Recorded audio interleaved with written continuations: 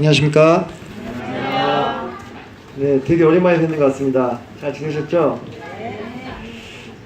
시간이 빠르죠? 벌써 오늘 아침에 나오니까 약간 봄 기운이 느껴지던데, 그죠? 예. 저는 봄이 좋습니다. 봄 안 좋아하시는 분도 계신가요? 미세먼지 때문에 좀 싫어하시는 분도 있으시더라고요. 저희 자매는 벌써 미세먼지가 걱정입니다. 기관지가 안 좋아가지고, 예. 그래도 군대에 있을 때 봄이 두 번 오면 집에 간다는 생각에, 예. 그때부터 봄꽃이 너무나 아름답더라고요. 그때 제가 봄꽃이 아름다움을 배웠습니다. 예.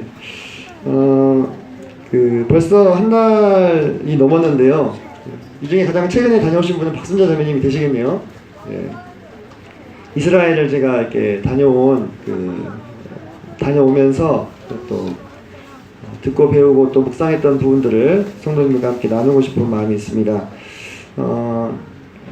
너희는 본고로 믿느냐? 보지 못하고 믿는 자는 복되도다고 주님이 그러셨죠. 근데 제가 믿지 못해서 보러 간 건 아닙니다. 네. 우리 주님은 보지 못하고 믿는 자들을 복되다 하시지만 또 봐야만 믿는 자들을 배려하셔서 정말 많은 증거들을 남겨놓으셨습니다. 그렇죠? 그래서 사람이 구원을 받을 때 근본적으로는 말씀을 통해서 구원을 받지만 주님께서 참 배려하여 주심으로 남겨놓은 많은 증거들을 통해서 오늘날 구원의 역사에 많은 도움들이 되고 있는 것을 볼 수가 있고요.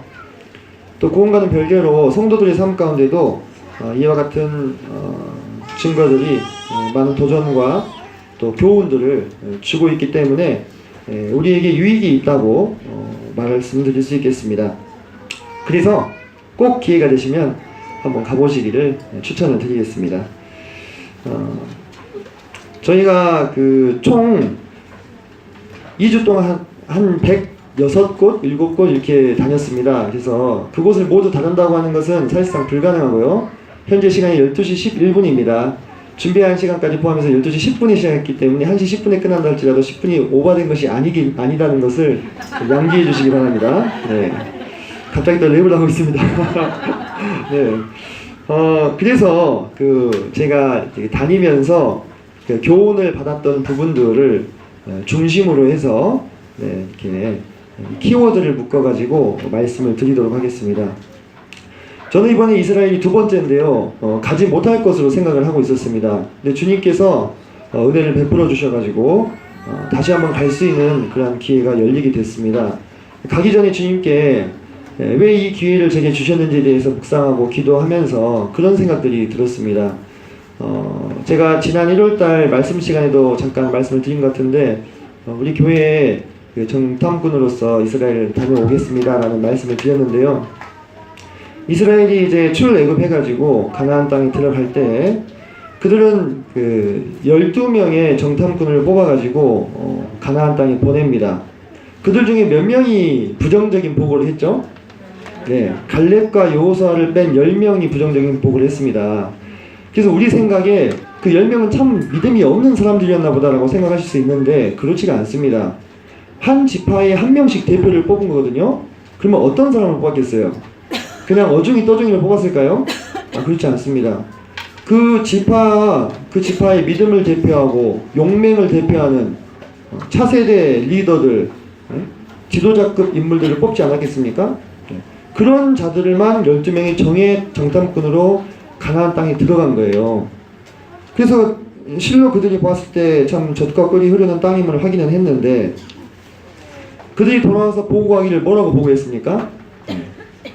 그 땅엔 안악자손들이 있어서 우리가 보기에도 우리는 메뚜기 같았다라는 불신앙적인 보고를 하게 되죠. 그죠? 그들이 그런 어떤 보고를 할 수밖에 없었던 것은 가나안 땅이 안 좋아서가 아니었어요. 그 땅은 너무나 풍요롭고 너무나 아름다운 땅이었고 너무나 갖고 싶은 땅이었지만 그곳에 버티고 있던 가나안 족속들이 자신들의 눈을 가려버린 것입니다. 믿음의 눈을 가려버린 것이죠. 네.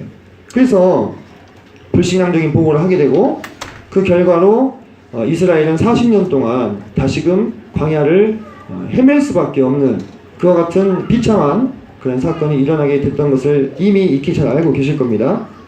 저는 이제 개인적으로 그러한 어떤 소명을 가지고 갔습니다. 적절한 비유가 될 수 있을지 모르겠지만 우리 동국교회도 지금 여러 가지 비단 어떤 건축이라는 어떤 그 이슈에만 국한된 문제가 아니라고 저는 생각합니다. 동국교회가 앞으로 전방위적으로 주님을 섬겨 나가고 하나님의 귀한 일들을 감당함에 있어서 우리를 두렵게 만들고 우리를 어렵게 만드는 우리 교회의 가나안 족속이 누구일까? 그 실체가 무엇일까? 혹시 그것을 주님께서 이번 이스라엘 여정을 통해서 우리에게 보여주시고 교훈하시는 바가 있지 않을까라는 생각들을 가지고 주님께서 보게 하신 것, 또 듣게 하신 것을 듣고 와서 성도님들께 아뢰을 수 있도록 기도하는 마음으로 다녀왔음을 먼저 말씀을 드립니다. 여정이 다녀오신 분들은 아시겠지만 관광과는 전혀 차원이 다릅니다. 갔다 오니까 살이 한 4-5kg 정도 빠졌습니다. 네, 감사하게도 다이어트 효과까지 추가로 얻어가지고 그래서 이번 여정의 키워드를 4가지를 잡았습니다. 믿음과 사랑과 소망과 생명이라는 4가지 키워드를 중심으로 해서 여정을 재구성을 했고요. 그래서 시간 순서가 아닙니다. 그냥 장소와 그에 따른 교훈들을 주목해 주시면 되겠습니다. 자, 먼저 믿음이라는 키워드를 제가 묵상하게 되는 것은 이스라엘 곳곳에 실은 모든 곳이 다 성서의 무대가 되죠. 우리가 성경을 보면요, 크게 2세력으로 나뉩니다. 크게 2세력으로 나뉘어요. 믿음의 눈으로 나아갔던 사람들과 육신의 눈으로 이 삶을 살았던 두 부류로 확연하게 구분이 되는 것을 우리가 볼 수가 있습니다. 그 성경 속에 수없이 많은 사건들의 배경이 되는 곳이 바로 이 이스라엘 땅인데요. 특별히 구약에서 2개, 신약에서 2개를 살펴보기를 원합니다. 자, 여기는 하롯셈입니다. 하롯셈이 어디냐면 기드온이 300용사를 선택했던 곳입니다. 이 이야기는 제가 따로 말씀 안 드려도 되겠죠? 네. 실제 가서 보시면 왼쪽에 있는 사진이 하롯센터인데요. 그 안쪽에서 이게 샘물이 퐁퐁퐁퐁 이렇게 솟아 올라오는 것을 볼 수가 있어요. 그래서 그 물이 흘러서 샘을 이루고 있고요. 흘러가게 되는데 물이 굉장히 맑습니다. 그래서 떠서 먹을 수 있을 정도로, 먹으면 안 되겠지만 그 정도로 이렇게 깨끗한 곳인데, 이곳에서 기드온은 바다의 모래알과 같이 많이 모여있는 미디안 족속들과 싸우기 위해서 용사를 선택하죠. 몇 명을 선택합니까? 300명. 300명이면요 대충 한 3개 중대 정도 돼요. 싸움이 안 됩니다. 싸움이 안 돼요. 그런데 그가 이 300명의 용사를 뽑아가지고 그 미디안 족속들 앞에 서게 됐을 때 그는 그 미디안 족속들을 어떤 눈으로 바라보고 있었겠습니까? 믿음의 눈으로 보고 있었던 겁니다. 인간적인 눈으로 바라보게 된다면 그 싸움은 이길 수 있는 싸움인가요? 그렇지 않아요. 바다에 모래알같이 모여있는 그 미디안 족속들 전체가 다 나설 필요도 없습니다. 불과 일부만 보낸다 할지라도 그 전쟁은 끝나는 거예요. 전 사실상 그 기드온을 생각할 때 기드온이 양털로도 이렇게 시험하고, 그 다음에 두렵고 떨리니까 밤에 몰래 자기의 그 부관을 데리고 미디안 족속의 그 텐트를 찾아가지고 몰래 이렇게 꿈 이야기도 듣잖아요. 그런 얘기들을 이렇게 보시면서 혹시 기드온이라는 사람이 좀 믿음이 떨어지는 사람이 아닌가라고 오해하실 수 있는데요. 절대 그렇지 않습니다. 300명을 데리고 그 미디안 족속과 맞서서 진친 것만으로도 이 사람은 보통 사람이 어떻게 보면 아니죠. 그죠? 내일 해가 뜨면 죽는 거예요. 인간적인 눈으로 봤을 때는. 한 주먹거리밖에 안 되는 거죠, 지금. 근데 거기서 하나님이 명하신 대로 300명을 뽑아서 그들과 대적해서 진치고 결국엔 승리를 할 수 있었던 요인이 뭐였습니까? 믿음의 눈으로 바라본 것입니다. 하나님이 내가 너와 함께 하겠고 이 미디안 족속들을 네 손에 붙여주겠다 라고 말씀하신 그 시점에 미디안 족속들은 아직 여전히 건재했죠. 살아있었고 진을 거대하게 치고 있었습니다. 하지만 기드온이 뭘 의지했습니까? 하나님 말씀을 의지했어요. 그래서 믿음의 눈으로 그들을 바라봤을 때 미디안 족속은 육신의 눈으로 봤을 때는 거대한 군대였지만 믿음의 눈으로 봤을 때는 아무 것이 아니었죠. 여러분들 그 말씀 기억나실 겁니다. 엘리사가 자기 성을 아람 군대가 둘러쌌을 때 엘리사의 사환이 내 주여 어찌하리까 이렇게 했을 때 엘리사가 뭐라고 합니까? 두려워하지 말라. 저들과 함께한 자보다 우리와 함께한 자가 더 많으니라 하면서 기도했죠. 사환의 눈을 뜨게 해달라고. 그때 사환이 뭘 봅니까? 그 성을 온통 다 두르고 있는 불말과 불병거를 보게 되지 않습니까? 엘리사는 그걸 보고 있었던 거예요. 우리에게 그래서 항상 그 주어지는 상황은요, 항상 우리를 그렇게 테스트하는 것 같습니다. 그 상황을 믿음의 눈으로 볼 것인지 육신의 눈으로 볼 것인지를 선택하게끔 우리를 테스트하고 있는 것 같습니다. 네. 제가 쌤 옆에서 사진을 한 장 찍었는데 이런 구도로 사진이 많이 있을 겁니다. 제가 이렇게 셀카를 찍어가지고 셀카봉을 안 가지고 가서 자, 이길 수 없는 싸움을 믿음의 눈으로 이겼던 기드온의 무대였습니다. 자, 두 번째로 갈멜산을 보겠습니다. 갈멜산에서 엘리야와 850명의 우상 숭배자들이 서로 대결을 합니다. 자, 갈멜산은 여기 보시면 여기 적혀 있죠. 지금 이곳 근방의 지명이 지금도 무흐라카예요. 무흐라카. 무슨 뜻이냐면 불의 제단, 그런 뜻이에요. 그러니까 지금도 이곳의 지명은 그때 당시 어떤 역사성을 이어오고 있다는 것입니다. 이곳에 무기떠가 보이시죠? 여기에 이제 모래산, 나인성 과부가 있던 그 다볼산. 다볼산은 바락이 시스라와 싸운 곳이죠. 네. 그러니까 여기는 그냥 지명이 튀어나왔다 하면 다 성경이랑 관련이 있는 곳인 거예요. 어쨌든 이 갈멜산에서 이 정상에 보면 이렇게 엘리야 선지자가 이 우상 숭배자를 발로 밟고 있는 그런 동상에 서 있습니다. 1대 850 어떻습니까? 이길 수 있나요? 그냥 850명이 빰만 한 대씩만 때려도 엘리야는 죽어요. 그죠? 850대 맞으면 뭐 주먹질 할 것도 없습니다. 네. 이 1대 850의 싸움에서 근데 엘리야가 얼마나 담대한가 보세요. 네. 너희가 어느 때까지 둘 사이에서 뭐뭐뭐 하려느냐? 이스라엘 사람들한테 담대하게 도전하잖아요. 그래서 여호와가 만일 하나님이면 그를 따르고 바알이 만일 하나님이면 그를 따르라. 근데 백성이 어때요? 네. 한마디도 대답하지 않는 거예요. 여전히 어느 곳을 따라야 되는지 헷갈리는 상황인 것입니다. 그러면서 이 바알 숭배자와 아세라 숭배자들이 오전 내내 하루가 다 지나도록 춤추고 노래하면서 불을 내려달라고 했는데 불이 내려와요, 안 내려와요? 안 내려와요. 저 옆에서 엘리야가 조롱하죠. 주무시고 계신갑다. 야, 좀 더 이게 소리 좀 질러봐라 이러면서. 그러면서 뭐라고 얘기하냐면 물을 제단에 가득 부어라 라고 3번이나 명령을 합니다. 그래서 이 물이 제단을 가득 메우고 홈을 다 가득 메우게 돼요. 네. 뭡니까? 믿음의 눈으로 봤을 때 나타날 수 있는 당당한 모습이라는 생각이 들었습니다. 그러면서 주님께 한 번 기도했을 때, 하나님께 한 번 기도했을 때 어떻게 됐어요? 네. 불이 내렸잖아요. 왜? 하나님이 참된 신이시고 하나님이 유일한 신이시기 때문에 그때 그 모습을 보면서 이스라엘 사람들은 여호와 그는 하나님이시로다. 여호와 그는 하나님이시로다. 고백하지 않습니까? 그리고는 함께 다 모여가지고 이 우상 숭배자 850명을 죽이는 놀라운 영적인 승리가 일어나는 그 장소가 바로 이 갈멜산인데요. 이곳에 갈 때마다 그런 생각을 많이 합니다. 1대 850. 엘리야는 성정이 굳세고 강건하지만 않았어요. 그게 우리가 성경 말씀들을 볼 때요. 하지만 그가 어떻게 담대하게 그곳에 설 수 있었는가? 어떻게? 그가 지금 그 상황을 믿음의 눈으로 바라보지 않았다면 그는 그 자리에 갈 수 없었을 것입니다. 아마 도망쳤겠죠. 그죠? 자신의 목숨을 부지하기 위해서. 그렇다면 아무 일도 일어나지 않았을 거예요. 여호와 하나님께서 영광을 얻으시는 일도 없었을 겁니다.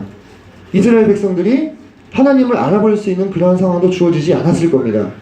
하지만 그 믿음에 선진된 엘리야가 그 상황을 육신의 눈으로 보지 않고 믿음의 눈으로 보았을 때 하나님께서 그를 통하여서 역사하시는 것을 볼 수가 있는 것입니다. 자, 신약으로 한번 넘어가 보겠습니다. 저희가 나사렛을 또 갔습니다.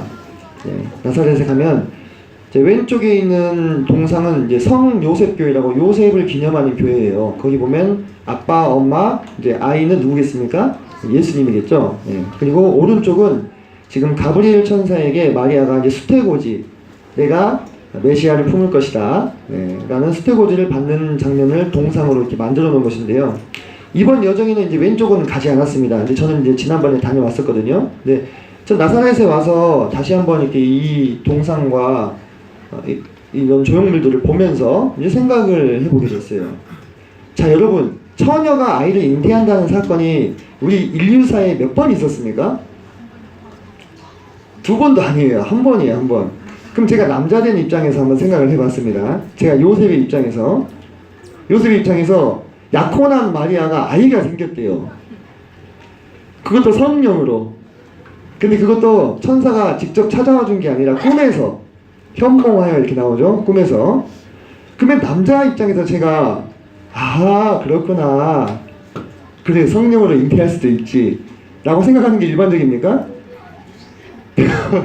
당장 쫓아가서 머리채를 지금 잡아줘, 누구야 하면서, 누구야 하면서, 그렇게 해도 이상할 것이 없는 상황이에요. 안 그렇습니까? 내 문제라고 한번 생각해보세요. 경락의 문제. 아니, 선을 봤어, 어떤 자매하고. 그래서 이제 결혼을 약속한 사이인데 아기가 생겨버렸네. 어떻게 할 거예요 지금? 믿음으로 데리고 결혼할 수 있겠어요? 내 아인지 아닌지도 불명확한 상황에서. 여러분, 요셉이 그 장면에서 마리아를 자기 집으로 데려오는 것이요, 보통 일이 아닌 거예요. 실은 남자 입장에서 생각해보면 나라면 가능했을까? 자신이 없더라고요. 인류사에 한 번도 없었던 일입니다. 한 번이나 있었으면 모를까. 네, 한 번도 없던 일이에요. 그 요셉이 그 마리아 아내를 데려왔어요. 집에서 배가 불러옵니다. 그 마리아를 보면서 무슨 생각을 했겠습니까? 네? 항상 믿음의 그 성령이 충만해가지고 우리 메시아가 이 배 안에서 계속 자라나시고 계시는구나 라고만 생각했을 것 같지는 않습니다. 제가 좀 믿음이 부족해서 그런지 몰라도 엄청나게 많은 내적인 갈등, 그리고 기도, 그리고 의지, 그런 것들이 교차하지 않았을까요? 네. 하지만 그 과정 가운데서 성실하게 요셉은 예수님의 아버지 역할을 하잖아요. 그를 데리고 베들레헴에 가고, 지키고, 애국까지 가고, 다시 와서 성장하기까지 든든한 아버지로서의 역할을 요셉은 묵묵히 감당하는데, 이것이 과연 사람의 눈으로 그 상황을 쳐다봤을 때 가능한 일이었겠느냐, 이것입니다. 그렇지 않았어요. 요셉도 그 상황을 정말 믿음의 눈으로 바라본 겁니다. 그걸 믿음의 눈으로 극복한 거예요. 네. 1대 850의 싸움, 300대 모래알 같은 군사와의 싸움 못지않은 싸움이었어요. 이 싸움은. 이 내적인 갈등이 더 무섭습니다. 그죠? 더 어려워요. 네. 근데 요셉은 그것을 극복했다는 것입니다. 마리아는 어떻습니까? 당시에 처녀가 애를 베면 어떻게 되죠? 네, 돌에 맞아 죽습니다. 유대 법상으로. 그거는 잘못된 일이 아니었어요. 그게 정의를 실현하는 일이었습니다. 뿐만 아니라 나사렛을 가면은, 지금 제가 이거는 버스를 타고 가다 찍은 건데 이게 절벽산입니다. 성경에 보면은 나사렛 사람들이 예수님을 절벽에서 밀어서 죽이려고 한 장면이 나오죠. 지금 여기가 경사가 상당히 완만해 보이시죠? 가까이 가서 밑에서 보면요, 그냥 떨어지면 죽어요. 여기는. 네. 여기서 사람을 밀어서 죽일 수 있는 2가지 죄가 있었습니다. 하나는 거짓 선지자. 네. 그래서 예수님을 거짓 선지자로 생각했기 때문에 밀어서 죽이려고 했던 겁니다. 또 하나는 음행을 저질렀을 때. 이게 저희가 거기 있는 그 해설서로부터 직접 들었습니다. 그러면은 마리아는 이 나사렛 출신이죠. 그죠? 여기서 나고 자랐는데 이런 상황들을 다 알까요? 모를까요? 다 아는 상황입니다. 그죠? 이게 처녀가 애를 뱄다는 것은요, 일반 사람들의 육신의 눈으로 상상할 수 없는 그런 일이에요. 예.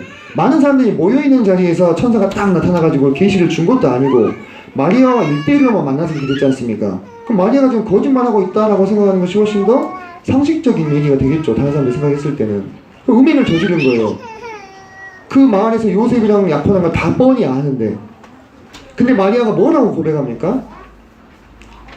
주의 여종이오니 주의 뜻대로 이루어지이다. 정말 청사의 길이 남는 믿음의 고백을 하지 않습니까? 그거 어떻게 가능합니까? 연약한 여자의 몸으로 앞으로 어떤 위기와 위험이 자기에게 닥쳐올지 모르는 상황에서 육신의 눈으로 그 상황을 보면요, 이거는 해석이 안 되는 거예요. 그런 반응은. 믿음의 눈으로 바라보았을 때에만 비로소 가능하다는 것입니다. 자, 여기는 가이사랴라고 하는 곳입니다. 신약성경을 읽으시면 한 번씩 이렇게 나오죠. 여기서 보시면은 이제 지금 이게 이제 그 유적터인데요. 여기가 이제 헤롯의 궁전이 있었고 로마 총독부가 있었습니다. 그리고 이쪽이 이제 항구입니다. 그러니까 여기서 배를 타고 로마로 가는 거예요. 그러면 가장 최단 거리로 로마를 갈 수가 있었습니다. 그래서 여기에다가 가이사랴라는 인공 항구를 만든 겁니다. 물도 잘 안 나는 곳이었어요. 사람이 살지 않았습니다. 자, 이곳에 누가 잡혀서 이곳으로 오죠? 사도 바울이 예루살렘에서 동족들에게 거의 죽을 직전까지 맞고 그 다음에 자신의 구원받은 것을 증거하다가 이제 사람들이 이제 바울을 반드시 죽이고야 말겠다 이렇게 되잖아요. 그래서 밤중에 군사들을 붙여가지고 이곳으로 데리고 오는데요. 이렇게 수로가 있습니다. 물이 안 나기 때문에 갈멜산에서 물을 운반해 왔어요. 수로 위에 올라가서 사진 몇 장 찍었고 많이 보신 얼굴이 또 있죠. 태극기 아닙니다.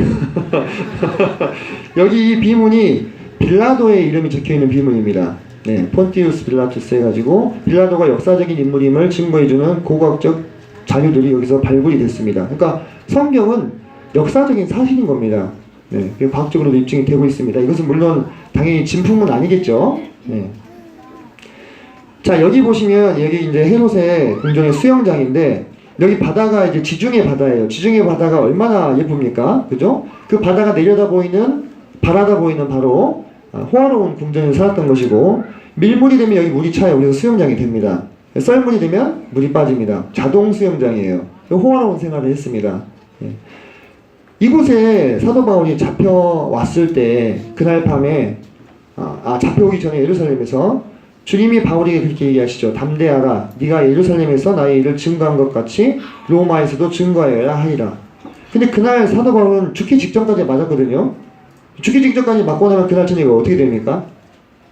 온몸이 쑤시고 아프죠. 시름시름 앓고 주님이 나타나가지고 바울아 얼마나 아팠냐.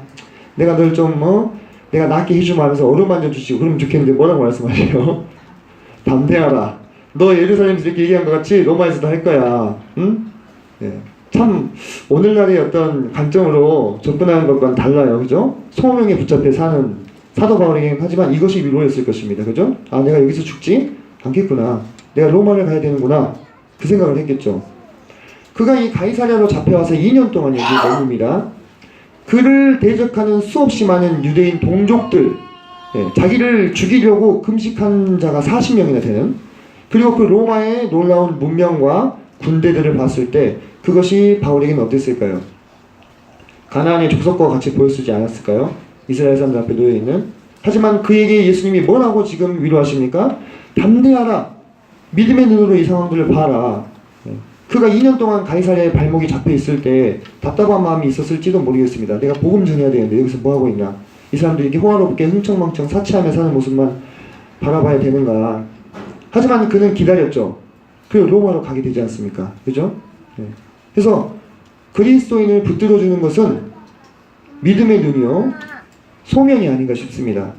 사도 바울, 요셉과 마리아, 그리고 갈멜산의 엘리야, 그리고 하늘샘의 기디온, 모두 그들 각자가 마주 상대하고 있었던 가나안의 거인들이 있었어요.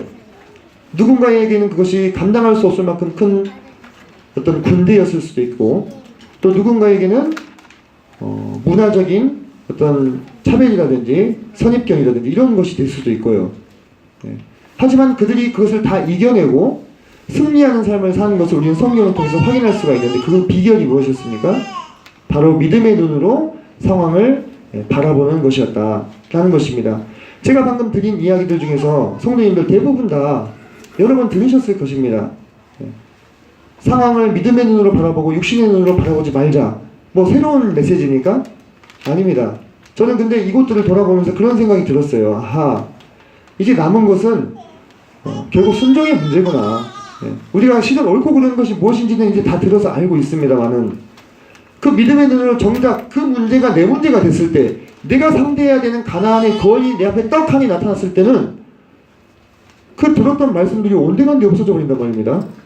육신의 눈으로 바라보게 된다는 거예요. 그 순간에. 여러분들 그 순간에 우리 앞서 길을 걸었던 우리 앞서 행했던 믿음의 선배들처럼 믿음의 눈으로 상황을 바라보고 돌파할 수 있는 담대히 행할 수 있는 그와 같은 순종의 자세가 우리에게 요구되고 있지 않는가 하는 것을 방금 보여드린 이스라엘의 성지들을 돌아보면서 묵상하게 됐습니다.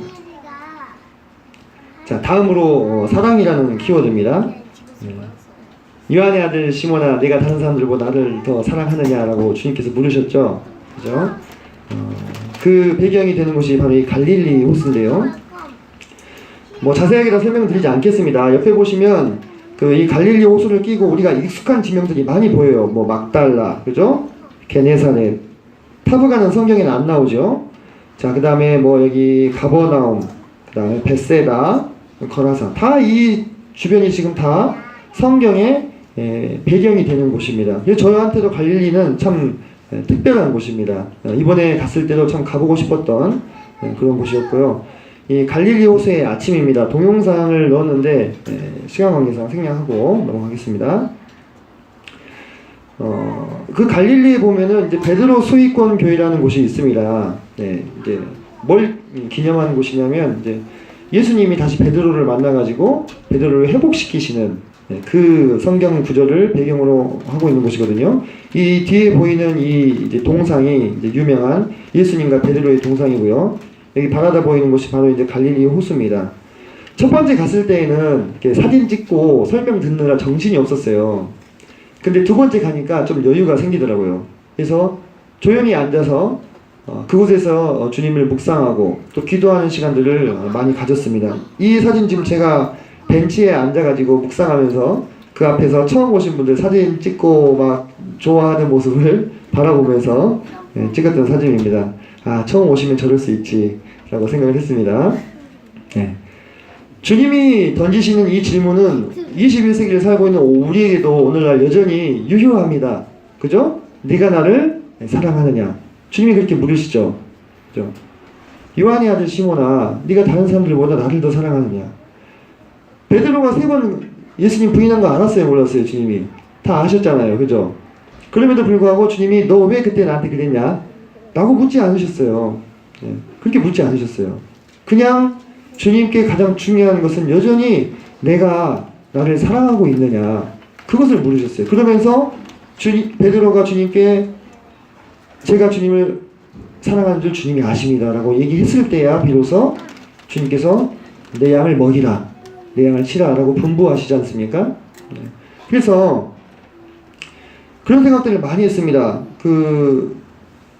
더 이제 저보다 연배가 되신 분들 더 그렇게 느끼시겠지만, 이렇게 나이를 한 살 두 살 먹으면서요, 느껴지는 것은 저의 내면의 어떤 추악함과 악함을 더 보게 되는 것밖에 없어요.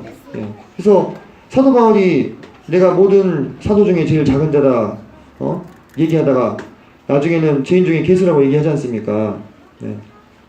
뭐 아주 10년 전, 15년 전의 그 모습과 지금의 나의 어떤 그 내 안에 있는 이 육신의 모습은 전혀 바뀐 것이 없는 것을 발견하게 되는 거죠. 전혀 바뀐 것. 그래서 주님이 죽이셨잖아요, 십자가에서. 그 죄에 대해서. 그런데 그런 모든 모습들을 다 보시면서도, 다 하시면서 지금 여전히 저에게 구하시는 것은 사랑이었다는 것입니다.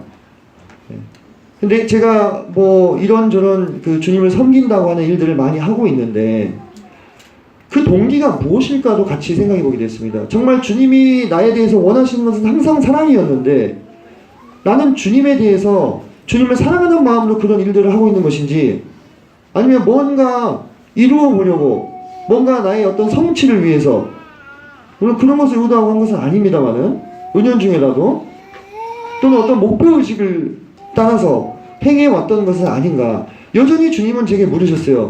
네가 나를 사랑하느냐. 그 물음 앞에서 정말 스스로를 많이 돌아보는 시간이 됐습니다. 내가 정말로 주님을 사랑하고 있는가.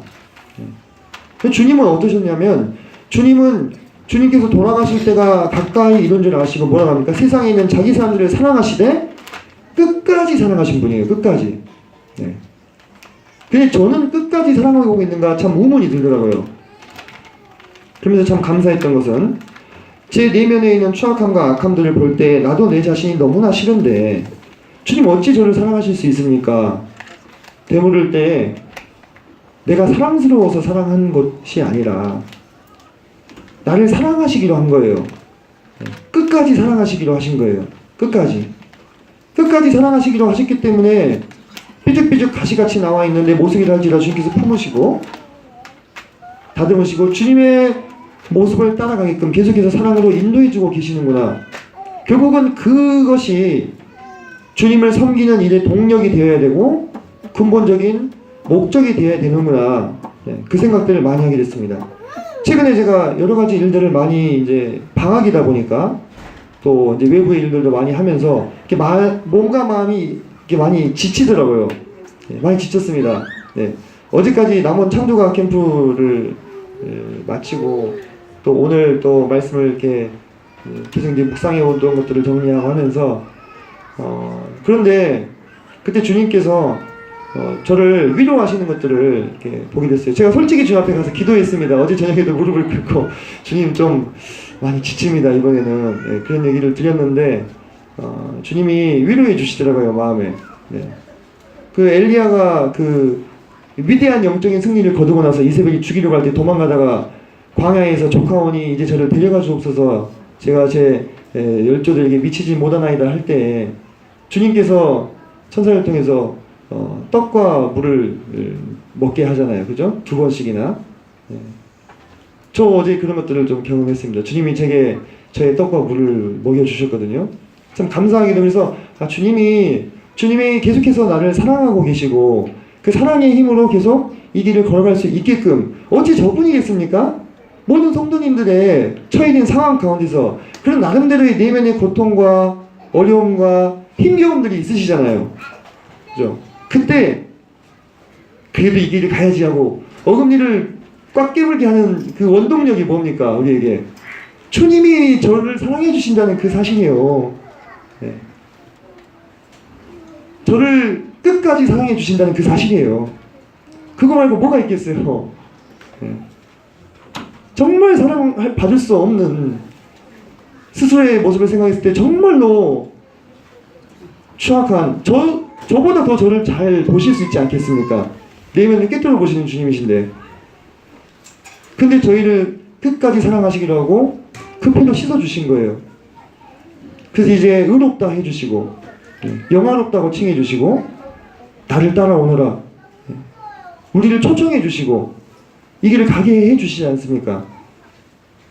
그 주님의 사랑으로 오늘도 지금 여기에 서 있습니다. 그 갈릴리 주변에 보면 고라신과 벳세다와 가버나움이라는 그런 동네가 있습니다. 주님께 이 책망을 들었었죠. 시간 관계상 뭐 자세한 내용들은 좀 넘어가고 여기는 이제 고라신에 남아 있는 회당 터입니다. 오른쪽에 보이는 것은 이제 모세의 자리예요. 이 모세의 자리라는 것이 이제 회당에는 있었어요. 회당장이 앉았죠. 권위를 상징하는 곳입니다. 근데 주님은 이것에 대해서 부정적으로 말씀하셨죠. 바리새인들과 율법사들은 모세의 자리에 앉기를 좋아하나 이렇게 얘기하시면서 벳세다 마찬가지입니다.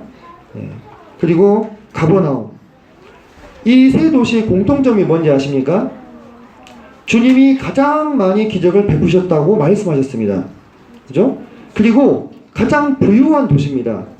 고라신은 농사가 엄청나게 잘 됩니다. 화산 지역인데요. 이 화산재가 천연 비료잖아요. 그죠? 농사가 엄청 잘 돼요. 벳세다는 이 어업으로 유명한 곳입니다. 고기잡이로. 많은 제자들이 벳세다 출신이었죠. 그리고 가버나움은 국경 도시예요. 뭐가 발달했겠습니까? 상업이 발달했죠. 거기서 세일을 하고 있던 마태는 상당히 수입이 짭짤했을 거예요. 그죠? 어디나 국경지대는 돈이 돕니다. 근데 그걸 버리고 주님을 따라가지 않습니까?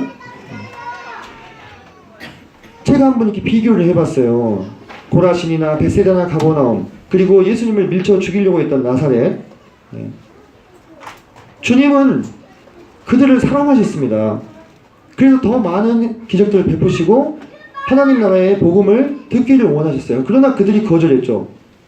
그들이 부유했기 때문에 교만했던 것일지도 모르겠습니다.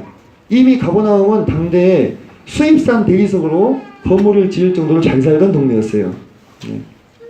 그에 비해서 주님의 사랑을 깨달아 보게 된 자들이 있었죠. 거라사의 군대 귀신 들렸던 광인과 주님께 오병이어를 드렸던 이름도 모르는 한 소년이 있었습니다. 그죠? 세리 마태는 어땠습니까? 네. 당시에 세리가 어떤 취급을 받았죠? 매국노, 그죠? 친일파, 예. 나를 팔아먹은 놈 취급을 받았잖아요. 예. 막달라 마리아는 어땠습니까? 7 귀신이 들렸던 사람입니다. 7 귀신. 귀신 하나만 들려도 그 사람 어때요? 곁에 못 가잖아요. 그죠? 무서운 것은 둘째치고 당대 유대인들의 어떤 문화적 배경 속에서는 귀신이 들렸던 사람은 아주 혐오의 대상이었어요. 아주 비천한 사람. 정작 부유한 자들은 예수님의 사랑을 알아보지 못했지만 비천하고 천대받고 멸시받던 자들은 예수님의 사랑에 눈을 떴습니다. 그들의 면면을 한번 살펴보세요. 뭐 사랑할 것이 있습니까? 거라사의 광인이나 소년이나 당시에는 어린아이들이 상당히 업신여김을 당했죠. 어린아이와 여자들이 지금같이 인권이 신장되어 있던 시절이 아니었습니다. 세리 마태. 그런데 그런 이들이 오히려 더 주님의 사랑에 반응했어요. 주님은 누구를 더 사랑하셨을까요? 누구를 더 사랑하셨을까요? 주님은요 다 사랑하셨어요. 네. 고라신, 벳세다, 가버나움에 있는 사람들만 덜 사랑하고 주님을 따라간 그들은 더 사랑한 거 아니었습니다. 주님은 똑같이 다 사랑하셨어요. 그래서 더 많은 기적을 베풀고 더 이들이 돌아오기를 바라셨어요. 하지만 주님의 사랑에 반응을 한 자들은 마음이 가난하고 비천하고 겸손한 자들이었다는 것입니다. 오늘날 우리도요, 우리 스스로를 모세의 자리에 앉히고 마치 사랑받을 만한 것이 있는 사람처럼 스스로를 착각할 수 있습니다. 내가 주님을 섬기고 있고 주님 위해서 헌신하고 있고 주님 위해서 뭔가 일을 하고 있고 우리가 정말 그 자체는 너무나 훌륭하고 아름다운 일이죠. 하지만 우리는 그 모든 일을 행함에 있어서 결국은 주님의 사랑이 있기 때문에 우리가 그 일도 감당할 수 있는 거예요. 내가 어떤 뛰어난 사람이고 내가 위대한 사람이어서가 아니라, 물론 이 말씀에 대해서 성도님들 이미 익히 이렇게 스스로를 생각하고 계실 거라고 생각합니다. 제가 앞서 말씀드렸던 것처럼 주님의 사랑이 아니면 우리 주님 섬길 수 없지요. 교회에서. 그렇죠? 주님이 허락해 주시지 않으면 헌신할 수 없죠. 주님이 우리에게 은혜를 주시지 않으면 우리가 주님 말씀에 귀 기울일 수 없습니다. 우리의 마음은 쉽게 말씀으로부터 떠나고 하나님으로부터 떠나고자 하는 본능이 이 안에 그냥 내재되어 있는 채로 태어났어요. 이 세상에. 그런 우리의 어떤 본성을 거스를 수 있게 해주는 것은 무엇이었습니까? 우리 주님의 사랑의 힘이었잖아요. 그 사랑의 힘으로 여기 등장하는 이런 분들도 주님을 사랑하고 그 사랑을 알아보게 되었고, 오늘 이곳에 앉아있는 우리도 마찬가지로 그분의 사랑으로 우리의 눈이 뜨여서 예수 그리스도를 바라볼 수 있게 되는 것이라고 생각을 합니다.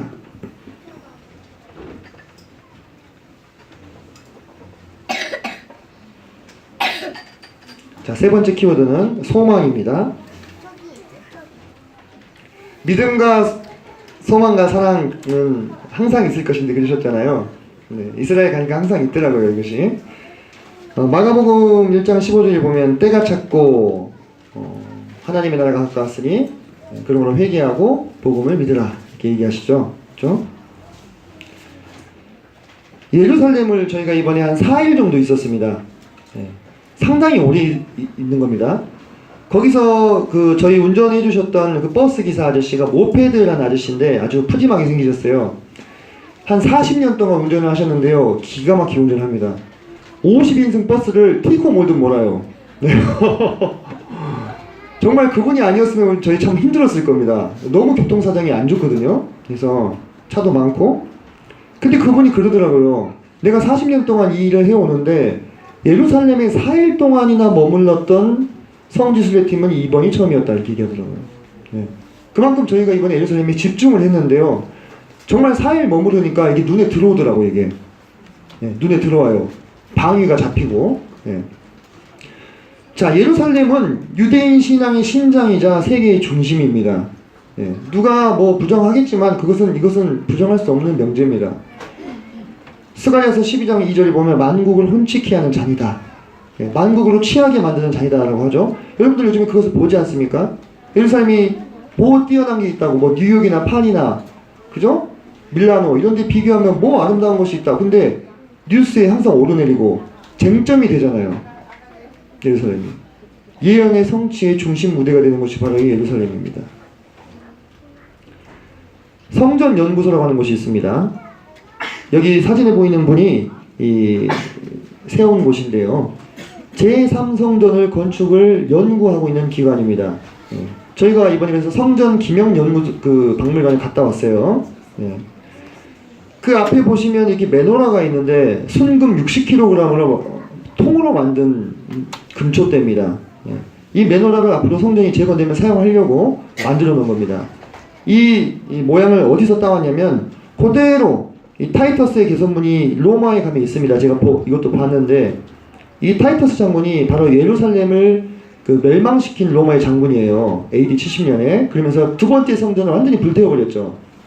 그때 이 메노라를 이 약탈품으로 가지고 온 거예요. 로마에. 전리품으로. 그래서 그걸 보고 그대로 똑같이 만들었어요. 똑같이 가려고. 이 안에 들어가면요, 이 성전의 기구들을 재현해 놓고요, 그것들을 설명을 쭉 해줍니다. 향품이나 또는 예복 또는 뭐 떡상 모든 것이 이미 다 만들어져 있습니다. 물론 이 안에 있는 것들은 이제 교육 목적상으로 만들어 놓은 진품, 진짜로 쓸 것들이 아니라 가품이겠죠, 그죠? 저는 그래서 황금의 집에 보면 진설병 담는 그릇 나오잖아요. 아주 예쁘게 경단처럼 이렇게 10개를 쌓아놨어요. 저는 그렇게 생긴 줄 알았어요. 이번에 가서 봤더니 제 키만 해요. 진설병이 담는 그릇이. 떡이 그리고 하나가 이만합니다. 몰랐습니다. 가서 봤더니 이렇게 돼 있더라고요.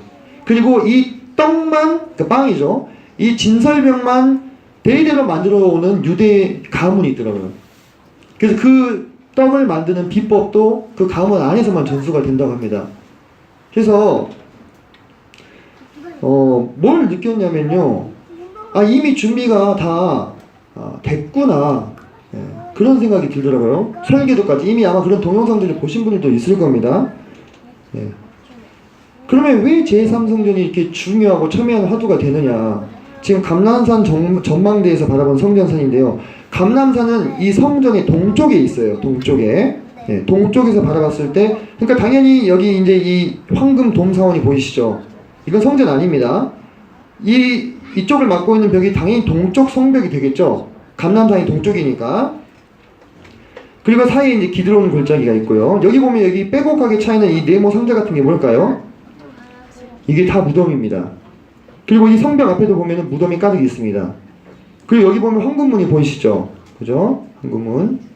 자, 에스겔서에 보면은 이런 말씀이 나옵니다. 성소의 동쪽을 향한 바깥문에 돌아올시니 하면서 그러므로 닫아둘지니라 얘기하시죠. 그리고 메시아께서 그의 발이 예루살렘 곧 동쪽 감람산 이곳에 서실 것이다 라고 예언을 해놨어요. 자, 이게 지금 황금문인데 어떻습니까? 지금 닫혀있지요. 닫혀있어요. 이 닫아둔 사람들은요, 아랍인들이에요. 아랍인들이 스가랴서에 메시아가 감람산에 재림하셔가지고 동쪽 문으로 들어오실 것이다 라는 예언을 알고 이 문을 이렇게 막아버렸어요. 완전히 벽돌로. 근데 그들이 지금 뭘 하고 있었던 겁니까?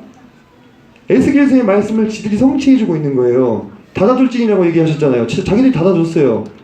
그때에는 유대인들은 이 문을 어떻게 할 수가 없었어요. 왜냐면 이 예루살렘이 자기들 구역이 아니었기 때문에. 아랍인들이 알아서 자기는 그렇게 하는 줄도 몰랐겠죠. 에스겔서의 말씀을 실현해주고 있었고, 후에 이제 주님께서 다시 감람산에 서실 때 이 문은 열리게 될 겁니다. 그리고 이 앞에 이 수없이 빼곡하게 있는 이 무덤들은 다 아랍인들의 무덤이에요. 메시아의 길을 막겠다고 이렇게 여기다가 묘를 써놨습니다. 그래서 이 유대인들의 제3성전의 염원을 실천해야 하는 이 곳에 성전이 있던 그 자리에 지금은 이 황금 돔 사원이 있는데 이곳은 이슬람의 모스크입니다. 쉽게 얘기하면 이슬람의 예배당이에요. 여기에 붙어있는 게 이게 진짜 금입니다. 18K 금입니다. 이 요르단 국왕이 몇백억을 이렇게 지원해가지고 금박을 입혔는데 조만간에 24K로 바꿀 거라고 그러더라고요. 저거 한 장만 뜯어봤으면 생각이 살짝 들더라고요. 근데 여러분, 자, 이곳이 이제 그 모스크가 있고 그 주변에 있는 뜰입니다. 성전이 있었던 곳이죠. 다 이렇게 박석이 깔려 있죠. 평평한 돌들이 마태복음 24장에 보면은 종말의 예언이 나오면서 예수님께서 그때 당시에 있었던 제2성전 헤롯이 지었던 성전에 대해서 뭐라고 예언을 하셨냐면 다 무너뜨려 지리라 라고 말씀하셨고 그 말씀 그대로 예언이 성취가 된 것들을 우리가 보게 되죠. 역사 속에서. 다니엘서에 보면은 다니엘이 70일을 설명하시면서 매일 드리는 제사가 나옵니다. 이 매일 드리는 제사는 성전 제사를 말하는 거예요. 그러면 이게 회복이 되려면 뭐가 회복이 돼야 됩니까? 성전이 회복이 돼야 되는 거예요. 그래서 제3성전에 관심을 이렇게 갖는 것입니다. 왜? 그게 회복이 되면 그 이후의 예언들이 성취가 될 것이기 때문에. 근데 여러분들 이런 상황들을 제가 그 현장에 다시 가서 보면서 이번에 못 들어갈 줄 알았어요. 분위기가 안 좋았거든요. 황금동상 못 들어갈 줄 알았는데 들어가게 됐는데 보면서 저는 소망이 있더라고요. 소망이 있었어요. 여러분들 혹시 두려우십니까? 그런 거 없으시죠? 우리 주님의 말씀은 진리입니다. 팩트예요. 팩트. 사실이에요. 우리는 사실을 믿는 사람들이잖아요. 그 말씀들이 이렇게 되는 거예요. 천지 만물을 창조하신 하나님께서 말씀하셨기 때문에 그대로 되는 겁니다. 여러분들 뉴스를 통해서 이미 알고 계실 겁니다. 트럼프 대통령이 예루살렘을 이스라엘의 수도로 인정하는 그와 같은 조치를 취했습니다. 미국의 대사관을 예루살렘으로 옮기겠다고 얘기했고요. 저희는 어디로 옮길 것인지도 버스를 타고 가면서 봤어요. 그리고 저희가 갔던 그 성지순례의 일정과 절묘하게 이 펜스 부통령이 이스라엘을 방문하는 그 일정이 겹쳤습니다.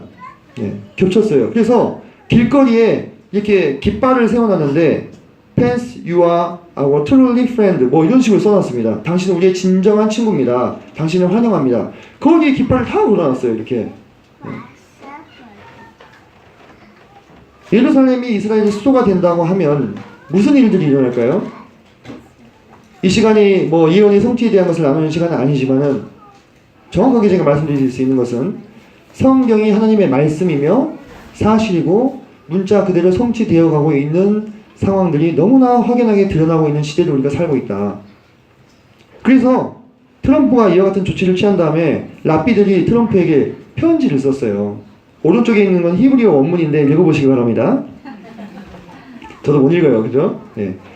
수석 랍비인 사무엘 엘리야후라는 사람이 뭐라고 썼냐면 우리는 지금 성경의 예언들이 반복적으로 실현되는 것을 지켜보는 특별한 세대를 살고 있습니다. 이렇게 트럼프에게 히브리어로 편지를 써서 보냈습니다. 그래서 당신은 성경의 예언을 읽고 있습니다.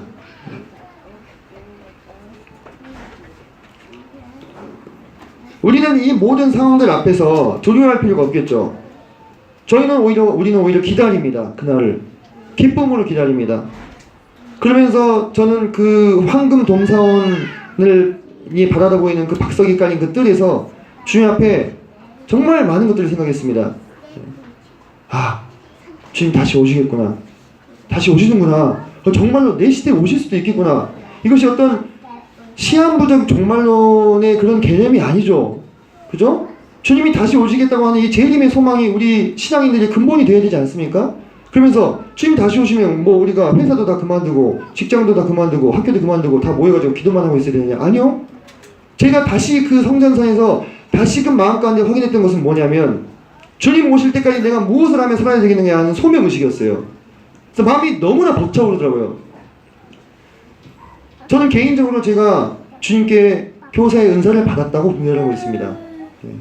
그것이 뭐 수준이 어느 정도 됐든지 간에 그건 상관없이 그게 제 분깃이에요. 제가 주님께 받은 줄로 재워주신 아름다운 구역이라고요. 그래서 저는 그것을 가지고 주님 오시는 그날까지 주님을 섬기면서 성도님들을 섬기면서 밥을 짓는 자의 마음으로 살아가고자 하는 그런 소명이 있어요. 저뿐만이겠습니까? 성도님들 각자에게도 주님께서 그런 소명을 주시잖아요. 그리고 은사를 주시고 재능과 물질과 시간과 에너지를 주시지 않습니까? 그것을 가지고 성실하게 성심을 다해서 주님을 섬기다가 주님이 우리를 데리러 오시면 기쁨으로 가는 겁니다. 그때 이 세상에 미련 두지 않고 그와 같은 소명의식이 다시 회복되는데요. 너무 마음이 벅차오르더라고요. 그 황금돔 상 앞에서 그 황금돔 때문에 벅차오른 것이 아니라 제가 이와 같은 일들이 부르심을 받았다는 그 사실이 너무나 감사했어요. 우리 성도님들은 마찬가지시죠. 그렇죠? 네. 우리가 그 일을 위해서 부르심을 지금 받았다는 것입니다. 그러나 세상 사람들은 이 날이 두려움의 날이 될 것이고 절망의 날이 될 것입니다. 그들은 성경의 예언이 성취되는 것을 보면서도 하나님을 거역한다고 나와 있습니다. 계시록에 보면은 재앙들이 일어날 때, 그죠? 회개하기는커녕 어떻게 합니까? 하나님을 저주하고 더 죄짓기 힘쓰는 자들의 기록이 나오죠. 그죠? 자, 마지막으로 생명의 키워드를 생각하게 되었습니다. 이 말씀 너무나 감사한 말씀이죠. 같이 읽을까요? 화면을 보시면 되겠습니다. 시작. 예수께서 이르시되 나는 부활이요 생명이니 나를 믿는 자는 죽어도 살겠고. 네. 요한복음 11장 25절의 말씀입니다. 자, 이스라엘에는요 무덤이 정말 많습니다. 네, 그리고 그 사람들은 무덤을 되게 중요하게 생각합니다. 사무엘의 무덤도 있고 다윗의 가묘, 진짜 묘가 아니라 가묘도 있고요. 하여튼 무덤을 많이 만들고 기념해요. 아브라함의 묘, 사라의 묘, 또 이삭의 묘. 근데요, 우리 기독교라기보다 그리스도인들에게 무덤은 어떤 의미입니까? 무덤은 우리에게 크게 중요한 게 아닙니다. 왜냐하면 우리의 신앙은 생명의 신앙이에요, 부활의 신앙이기 때문에 그렇습니다. 나인성이라는 곳이 있어요. 그러니까 모래산 북쪽 기슭의 나인성, 이곳에서 과부의 아들이 죽었는데 주님이 그 아들을 살려주셨죠. 당대의 과부라고 하면요 정말 불쌍한 사람들이에요. 고아와 과부, 그죠? 근데 그 과부에게 하나밖에 없는 아들이라 면 어떤 의미겠습니까? 그냥 그 과부의 인생 전체인 거예요. 그 아들은 그냥 생명이 같이 결부되어 있는 겁니다. 그 아들하고. 근데 그 아들이 죽었어요. 이 과부의 이 심정을 위로해 줄 수 있는 사람이 이 세상에 있겠습니까? 그 마음을 헤아릴 수 있는 사람이 있겠어요? 그 사회에서 모진 박대와 멸시를 받으면서도 꿋꿋이 견딜 수 있었던 것은 누구를 바라보면서였어요? 내 아들, 내 하나밖에 없는 아들, 내가 이 아들 키워야지. 그런 생각을 하면서 날품팔이도 하고 온갖 허드렛 일을 하면서 키우지 않았겠어요? 그 아들을? 그 애가 죽어버린 거예요. 그러니까 이 성에서도 많은 사람들이 그 과부를 불쌍히 여겨가지고 같이 장례 행렬에 동참하고 있지 않습니까? 그 상황에서 그 과부를 위로해 줄 수 있는 사람이 아무도 없는 거예요. 저는 이 나인성 교회를 보면서 지금 이곳은 이슬람 지역이 돼버려가지고 이 교회가 문을 열지를 못합니다. 철장으로 이렇게 딱 막혀 있어요. 좀 안타까웠는데 그 나인성 과부를 생각하면서 우리 사람들이 처한 이 극복할 수 없는 이 운명이라고 해야 될까요? 굴레라고 해야 될까요? 그런 것들을 생각이 됐어요. 우리 중에 누구도 죽음을 이길 수 있는 사람이 없잖아요. 죽음의 권세로부터 자유할 수 있는 사람이 없지 않습니까? 그 과부도 다르지 않았습니다. 근데 그곳에 누가 계셨어요? 예수님이 계셨어요. 그곳에 예수님이 계셨어요. 죽음의 슬픔과 공포가 완전히 장악하고 있는 그 나인성의 장례 행렬에 생명 되신 예수님이 나타나셨을 때 모든 상황이 변했습니다. 그죠? 모든 상황이 변했어요. 그 아들을 주님이 살려주셨어요. 이 나인성 과부는 그 이후로 어떻게 살았겠습니까? 자신의 모든 생명과 모든 힘을 다 바쳐서 주님을 사랑했을 거라고 저는 예상해 봅니다. 그런 어떤 기록은 나와 있지 않지만 그의 모든 것이었던 그 아들을 다시 살려주신 것보다 더 큰 위로가 어디 있겠어요? 그 과부에게. 그보다 더 큰 은혜가 어디 있겠습니까? 이제 거기서 더 넘어서서 죽음과 어떤 이 사망의 굴레에 쌓여서 이길 수 없었던, 굴복할 수밖에 없었던 우리 사람들이 예수 그리스도로 말미암아서 자유케 되고 해방이 되는 놀라운 역사적인 사실이 이루어진 것이 바로 이것입니다. 이런 사건들을 우리가 보면서 우리 마음 가운데 소망을 가질 수 있지 않습니까? 생명 되신 주님. 우리도요, 예수님 빼면요, 아무것도 다를 게 없어요, 세상 사람들이랑. 그렇지 않습니까? 몸이 아프기도 하고, 암에 걸리기도 하고, 교통사고도 나고요. 죽잖아요. 근데 여기에 예수님이 오시면 죽음과 사망의 사슬에 매여있던 우리가 자유케 되는 것입니다. 그로 말미암아 자유케 되신 분들이 우리 성도님들이시잖아요. 그죠? 그 생명의 주님을 생각해 보게 됐습니다. 나사로의 무덤이 있어요. 나사로 아시죠? 죽은 지 나흘 돼가지고 썩었는데도 주님께서 다시 살려주신, 마찬가지 맥락이 되겠죠. 그때 마르다와 마리아는 너무나 많이 울었고 많은 유대인들이 그들을 위로하기 위해서 왔어요. 하지만 위로가 안 되죠. 같이 울어주는 것은 참 마음에 어떻게 보면 참 마음을 다독여주는 것은 있습니다만 그 상황 자체를 변화시킬 수는 없어요. 죽어버린 오빠를 어떻게 하겠습니까? 한 100만 명이 모여서 공동으로 같이 울면 살아납니까? 그렇지 않잖아요. 예. 좌절과 절망의 또 다른 표현일 수도 있겠죠. 이 눈물이라는 것이요. 예. 하지만 그러면서도 받아들일 수밖에 없는 거예요. 인간이기 때문에. 죽음을 이긴다는 것은 상상도 할 수 없는 일이에요. 근데 예수님이 오시고 나서 생명 되신 예수님으로 말미암아 모든 상황들이 바뀌게 된 것을 우리가 보게 됩니다. 자, 우리는 그리고 예수님의 무덤으로 갑니다. 이곳은 이제 원래 예수님의 무덤을 기념하는 교회가 따로 있는데 이제 영국군 그 장교 중에 한 명이 이곳이 골고다일지도 모른다라는 의견을 제시한 곳이에요. 근데 이제 그런 어떤 사실 유무는 지금은 크게 중요한 포인트는 아니고 중요한 것은 무덤이 어떻습니까 지금? 네, 비어 있어요. 무덤이 비어 있습니다. 그죠? 네. 이 전통적인 뭐 유대인의 무덤 비슷한 형태를 띠고 있는데 안에 들어가면 그냥 굴입니다. 그 굴이 파져 있어요. 네. 예수님께서 십자가에서 죽으시고 나서 3일 만에 다시 부활하셨죠. 네. 그분은 다른 사람은 살려주고 본인은 못 살아나는 분이 아니셨어요. 왜? 생명이셨기 때문에, 빛이셨기 때문에, 그래서 하나님이셨기 때문에 죽음을 이기고 그 권세를 이기고 다시 살아나실 수 있었던 겁니다. 그 안에 들어가면 이렇게 써져 있습니다. He is not here. 그분은 여기 계시지 않는다. For he is risen. 그분은 부활하셨기 때문이다. 문 뒤에 이렇게 써져 있습니다. 그래서 비어 있어요, 무덤이. 이게 우리의 소망 아닙니까? 이게 우리의 생명 아닙니까? 그죠? 이 세상에 이름을 남겼던 공자나 석가나 소크라테스 다 무덤이 있어요. 그 죽음을 이긴 자가 누굽니까? 이 중에서 아무도 없습니다. 다 죽어서 썩어졌어요. 석가모니가 얼마나 큰 깨달음을 얻었는지 모르겠지만 그도 열반이라고 크게 높여서 표현하긴 하지만 결국 다시 표현하면 죽은 거예요. 죽어서 그냥 태운 거지 않습니까? 그래서 부처의 뼈를 뭐 진신사이라고 부르던데 그거 막 전 세계에 퍼져 있잖아요. 그거 죽었다는 증거죠. 그렇죠? 하지만 우리 예수 그리스도께서는 생명 되셨기 때문에 다시 살아나신 것이죠. 이 유대인들이 선지자의 무덤을요, 이 감람산에 써놨어요. 학계 스가랴 말라기의 무덤입니다. 그들의 제자들의 무덤이고요. 그들의 묘가 왜 감람산에 있을까요? 유대인들은 무슨 소망을 품으면서 이 선지자의 묘를 감람산에 썼겠습니까? 스가랴서의 예언을 믿은 거예요. 그들 문자 그대로. 메시아께서 이 땅에 다시 오실 때 그들이 다시 살아나서 메시아를 뵙게 될 것이다. 그리고 반대편에는 아랍인들 무덤을 많이 써놨다고 했죠. 여기 지금 감람산인데 감람산에 유대인들이요 엄청나게 묘를 많이 써놨습니다. 아무나 못 씁니다.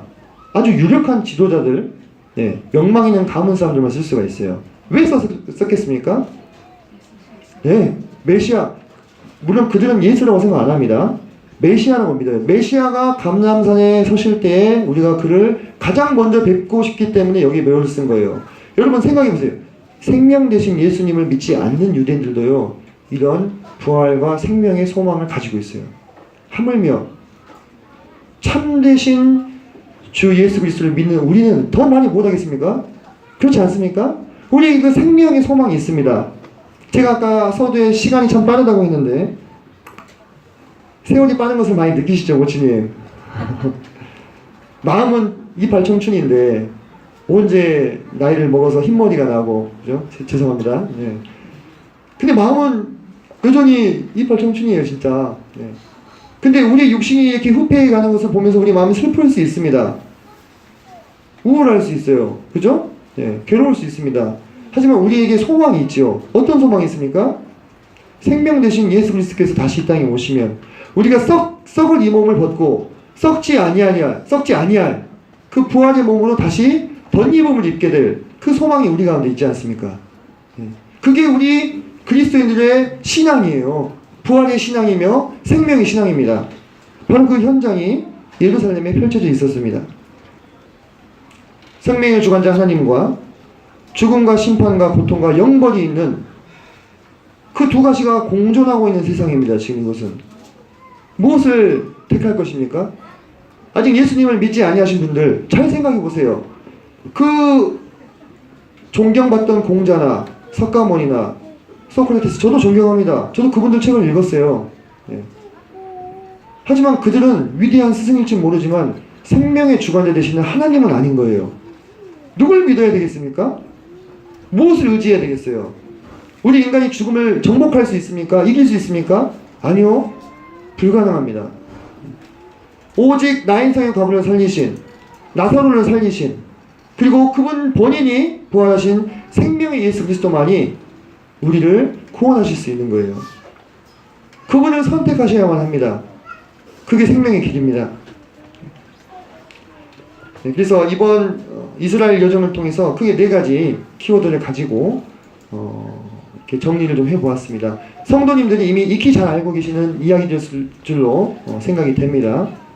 다시 한번 이 말씀을 통해서 우리의 신앙이, 믿음이 견고해지는 시간 되기를 간절히 바랍니다.